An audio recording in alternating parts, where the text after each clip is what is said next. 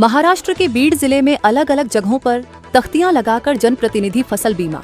आम कर्ज माफी, घोषित किसान सब्सिडी और खेती के दूसरे प्रलंबित मुद्दों पर सदन में असरदार तरीके से किसानों की आवाज उठाएं।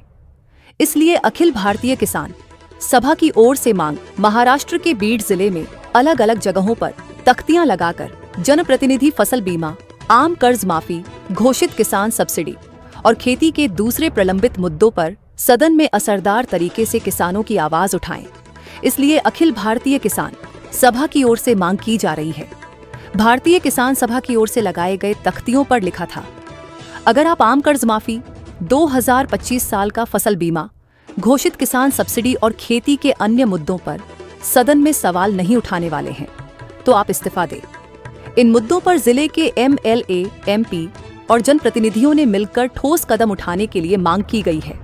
जिले के अलग अलग शहरों के बड़े चौराहों, बाजारों और सार्वजनिक जगहों पर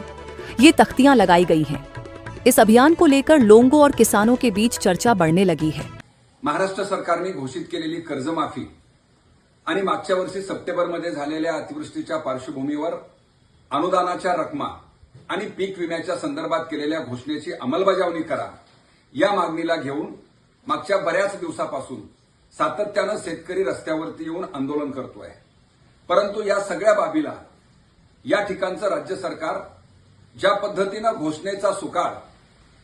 आणि आकड्याचा खेळ करण्याचा कार्यक्रम सातत्यानं चालवलाय आणि या सरकारी धोरणावरती मात्र जिल्ह्यातल्या लोकप्रतिनिधींनी बोलणं आणि घोषित केलेल्या गोष्टी शेतकऱ्यांच्या पदरात पाडणं ही कर्तव्य आणि जबाबदारी असताना सुद्धा ज्या पद्धतीनं किसान सभा प्रयत्न करतेय, भेटून हा प्रश्न कसा सुटू शकतो, शेतकऱ्यांच्या जाचक कराच्या अटी रद्द करा, 17,500 चा घोषित केलेला विमा तुम्हा शेतकऱ्यांना कशा पद्धतीनं देऊ शकता, कृषी समृद्धी योजनेसाठी विम्याच्या माध्यमातून मिळालेले जवळपास 6,000 कोटी रुपयाची रक्कम तुम्ही शेतकऱ्यांना 17,000च्या माध्यमानं 17,500च्या माध्यमानं कसं देऊ शकता, या संदर्भातली चर्चा करण्यासाठी सुद्धा प्रयत्न किसान सभा करतेय। परंतु तो प्रतिसाद सुद्धा जिल्ह्यातले वेगवेगळ्या सभागृहातले प्रतिनिधी देण्यामध्ये असमर्थ दाखवत आहे आणि म्हणून जिल्ह्यातल्या शेतकऱ्यांनी एकजूट होऊन आता तुम्ही जर आमचे प्रश्न सभागृहामध्ये मांडणार नसाल, मग ते खासदार असो अथवा आमदार असो, तुम्ही आमच्या निवडणुकीच्या काळात शेतकऱ्यांचा जो पुळका दाखवला तो पुळका तुम्ही जर सभागृहामध्ये दाखवणार नसाल आणि घोषित केलेल्या रकमा जर आम्हाला मिळवून देणार नसाल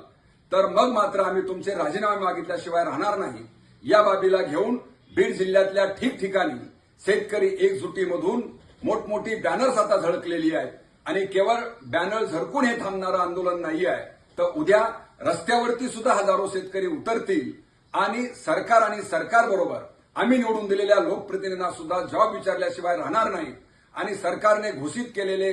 गोष्टी पदरात पाडून घेण्याची लढाई यापुढे सुद्धा मोठ्या प्रमाणात लढली जाईल, असा इशारा किसान सभा या माध्यमातून देते आहे।